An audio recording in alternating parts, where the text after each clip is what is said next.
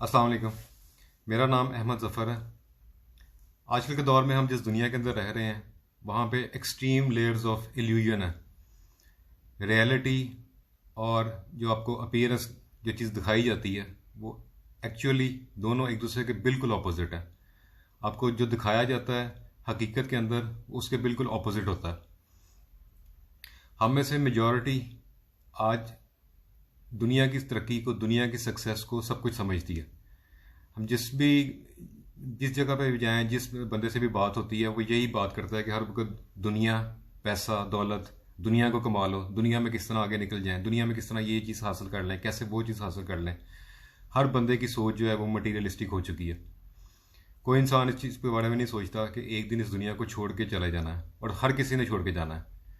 किसी इंसान के साथ ये वादा नहीं है। दुनिया में बड़े बड़े साइंटिस्ट आए हैं, दुनिया में बड़े बड़े अफलातून किस्म के लोग आए हैं, जितने भी आए हैं, हर किसी ने, लोगों ने खुदा की ज़ात को से इनकारी, अल्लाह को नहीं माना, अल्लाह के रसूलों को नहीं माना, रोज़े आखिरत को नहीं मानते। लेकिन मौत से तो किसी ने इनकार नहीं किया।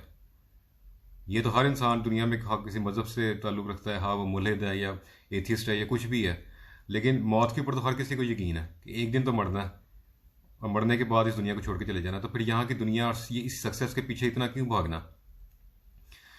मेरे से अक्सर लोग जो हैं, ख़ासतौर पर यंग जनरेशन के जो लोग, मेरे से अगर कोई भी बात होती है दीन के हवाले से, तो सारे मेरे से हमेशा यही मेजॉरिटी उनमें से ये आर्ग्यू करती है कि अगर इस्लाम इतना ही प्रोग्रेसिव रिलीजन है तो आजकल के दौर के अंदर जितने इस्लामी ममालिक हैं वो इतना पीछे क्यों हैं, जबकि जो आपकी वेस्टर्न कंट्रीज़ हैं वो इतना आगे क्यों हैं।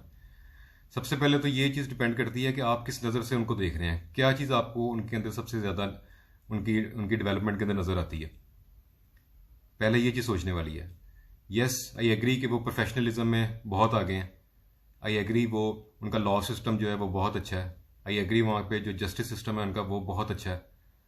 आई एग्री कि वो लोग झूठ नहीं बोलते, वो लोग ऑनेस्ट हैं अपने मुल्क के साथ भी, और आपस में भी एक दूसरे के साथ, अपने काम के साथ भी ऑनेस्ट हैं। वहाँ पे सिफारिश नहीं चलती, वहाँ पे पर्ची सिस्टम नहीं चलता। जिस तरह के जो हमारे मुल्क के अंदर, जिस चीज़ ने हमारे मुल्क को जो दीमक की तरह खा गई, ये चीज़, इनकॉम्पिटेंट लोग जो हैं वो आला ओहदों के ऊपर बैठा दिए हैं। असल बात यह है कि आप किस नज़र से दुनिया को देख रहे हैं। और ये बात बिल्कुल ठीक है कि अगर उन लोगों ने ये तरक्की आज हासिल की है तो इसके पीछे उन लोगों की मेहनत है। एक्चुअली में देखा जाए तो जो असूल उन्होंने अपनाए हैं वो इस्लाम ने हमें दिए थे, और ये बदकिस्मती की बात है कि हम मुसलमानों ने उन असूलों को बिल्कुल छोड़ दिया।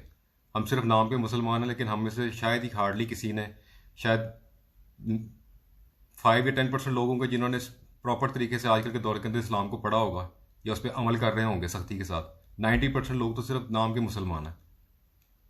उन लोगों ने अगर ये तरक्की की है तो अल्लाह ताला की ज़ात ने तो वादा किया है कि इस दुनिया के अंदर जो भी मेहनत करेगा इंसान, खा वो किसी भी दीन से ताल्लुक़ रखता है, अल्लाह को मानता है या अल्लाह को नहीं मानता, अगर वो दुनियावी असूल जो हैं, दुनियावी कवानीन जो हैं, उनमें अगर वो तरक्की करता है, अगर मेहनत करता है, तो अल्लाह ताला की ज़ात उनको तरक्की देगी। ये अल्लाह का वादा है। असल चीज़ तो ये है, उनका जो हिसाब का किताब का जो मामला है वो तो अगले जहान जाके होगा। लेकिन इस दुनिया के अंदर तो जो मेहनत करेगा इंसान, ये एक रूल ऑफ थंब है कि जो मेहनत करेगा, जो स्ट्रगल करेगा, अल्लाह ताला की ज़ात उसको नवाज देगी, हाँ वो किसी भी रिलीजन, किसी भी मज़हब से ताल्लुक़ रखने वाला हो। अगर आप सिर्फ मटेरियल सक्सेस को सब कुछ समझते हैं तो मैं आपको एडवाइस करूंगा कि आप सिर्फ अभी एक नज़र से उन लोगों को देख रहे हैं।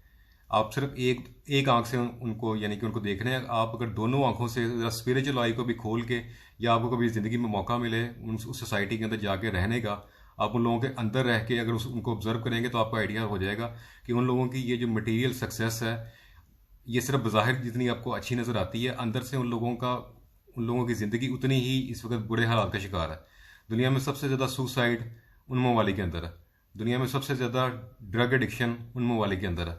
दुनिया में सबसे ज़्यादा ब्रोकन फैमिली सिस्टम उन ममालिक के अंदर है। डाइवोर्स रेशो सबसे ज़्यादा उन ममालिक के अंदर है। 70 to 80% अव्वल तो लोग शादी करते ही नहीं है, और अगर कोई कर भी लेता है तो उसमें से भी मेजॉरिटी जो है वो they end up with divorce. Depend, असल चीज़ ये है कि आप किस नज़र से उनको देखते हैं, कि वो जो है उनकी सक्सेस हाँ अगर मटेरियल सक्सेस ही सब कुछ है आपके लिए दुनिया के अंदर, तो फिर तो ठीक है, फिर तो उन्होंने वो जो भी अचीव किया उसको आपको आइडियलाइज करना चाहिए।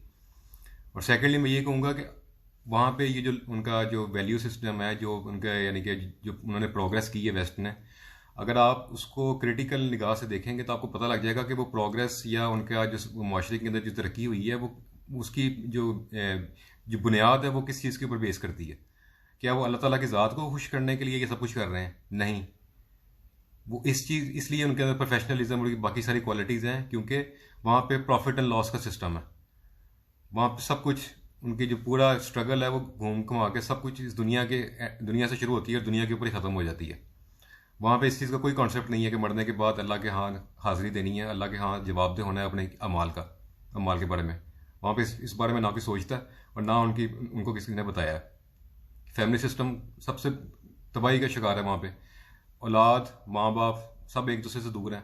जो पेरेंट्स बेचारे बूढ़े हो जाते हैं उनको ओल्ड होम्स के अंदर फेंक आते हैं। ना वहाँ पे किसी की पर्सनल लाइफ के अंदर क्या चल रहा है, कोई कितना जहनी डिप्रेशन का शिकार है या उसमें किस तकलीफ से वो स्ट्रगल कर रहा है, कोई दूसरा उसको ना पूछता है। हर इंसान अपनी ज़िंदगी के अंदर मगन है। उसके बरक्स अगर हम अपने इस्लामी ममालिक की बात करें तो यहाँ पे आपको मटीरियल सक्सेस तो कम नज़र आएगी। उस लिहाज से तो हम ज़ाहिर है उनसे पीछे हैं, काफ़ी पीछे हैं। लेकिन जो चीज़ें अल्लाह ताला ने हमें यहाँ पे नवाजी हैं उन चीज़ों के लिए वो लोग तरसते हैं। और अगर आप उन चीज़ों को उनकी सोसाइटी के अंदर ढूंढने की कोशिश करेंगे तो आपको उनके ऊपर तरस आएगा। और अब तक को आपको आइडिया होगा कि इन लोगों को सबसे ज़्यादा इस्लाम की ज़रूरत है। इन लोगों के तो सबसे जो इंपॉर्टेंट चीज़ मिसिंग है इनकी ज़िंदगी के अंदर वो इस्लाम है। जो बेसिक प्रिंसिपल इस्लाम ने हमें सिखाए हैं। आज भी अगर हम हमारे मुस्लिम कंट्रीज़ के अगर इनको ऑब्जर्व करें सोसाइटीज़ में तो सबसे ज़्यादा जो स्ट्रॉन्ग फैमिली सिस्टम है वो मुस्लिम कंट्रीज़ के अंदर है। सबसे ज़्यादा चैरिटेबल लोग जो चैरिटी देते हैं वो मुस्लिम कंट्रीज़ के अंदर है। सबसे ज़्यादा लोग जो हैं जिनके अंदर डिप्रेशन जो है वो कमी है, सबसे ज़्यादा वेस्ट के अंदर डिप्रेशन है। सबसे ज़्यादा जो लोग कम सुसाइड करते हैं, सबसे कम सुसाइड रेट जो है वो आपके इस्लामिक कंट्रीज़ के अंदर है। चैरिटी जो है पूरी दुनिया के अंदर सबसे ज़्यादा इस्लामिक कंट्रीज़ में जो मुसलमान हैं वो लोग देते हैं पूरी दुनिया के अंदर। और ये स्टेटिस्टिक्स हैं, मैं कोई बिल्कुल हवाई बातें नहीं कर रहा, आप इसको नेट के ऊपर सर्च कर सकते हैं। अनफॉर्चुनेटली आजकल के दौर के अंदर जो जो मीडिया के ऊपर जो ग्लैमर दिखाया जा रहा है, जिसकी वजह से हमारी जो यंग जनरेशन है वो इस ट्रैप के अंदर जो है वो बुरी तरह फंस चुकी है। जैसे ये हॉलीवुड है, बॉलीवुड है, डिज्नीलैंड है, स्पोर्ट्स से रिलेटेड प्रीमियर लीग्स हो रही हैं हर वक्त, यानी कि एंटरटेनमेंट, हर वक्त एंटरटेनमेंट। और ये ऐसी चीज़ है कि जिसका कोई एंड नहीं है। आप 24 घंटे मोबाइल फ़ोन लेके बैठे हैं, आपको यानी कि एक चीज़ ख़त्म होगी दूसरी स्टार्ट हो जाएगी, दूसरी ख़त्म होगी तीसरी स्टार्ट हो जाएगी। कोई इस चीज़ का कोई एंड नहीं है। और अल्टीमेटली इसकी वजह से हम लोग अपने दीन से दूर हो जाते हैं। हम लोगों की नमाज़ें छूट जाती हैं। हम लोगों को अपनी फैमिली को जो टाइम देने वाला होता है, जो काम सारा दिन की मेहनत के बाद जब घर आता है इंसान, तो जो टाइम थोड़ा बहुत अपनी फैमिली के साथ स्पेंड करना होता है वो लोग हम मोबाइल के ऊपर उसको लेके सारा टाइम वहाँ पे वेस्ट कर देते हैं।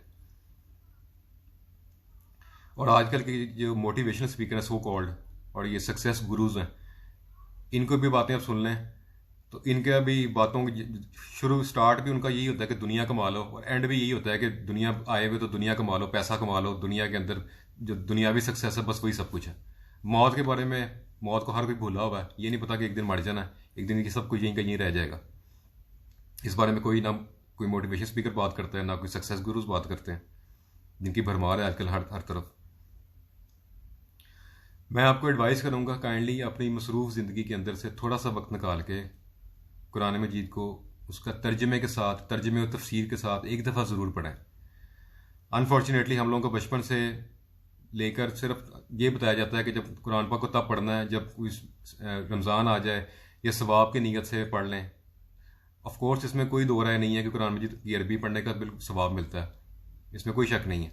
लेकिन असल बात है कि जो कुरान मजीद को अल्लाह ताला ने जो मुसलमानों के लिए हमारे लिए वे ऑफ लाइफ बनाया है, उसमें हमें ज़िंदगी गुजारने के गाइडिंग प्रिंसिपल्स बताए हैं। आप एक दफ़ा कुरान को पढ़ें और फिर कुरान के लेंस को यूज़ करके इस दुनिया को देखें।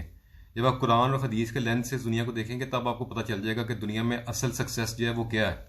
आया वो मटीरियलिज्म है, या वो पैसा है, या दुनिया को कमाना, क्या ये सक्सेस है? एक दफ़ा मैं एडवाइस करूँगा काइंडली एक दफ़ा कुरान को तर्जमे के साथ ज़रूर पढ़ें और फिर इस दुनिया को उसके कुरान के लेंस के साथ देखें। आपको हकीकत पता चल जाएगी कि दुनिया की हकीकत है क्या।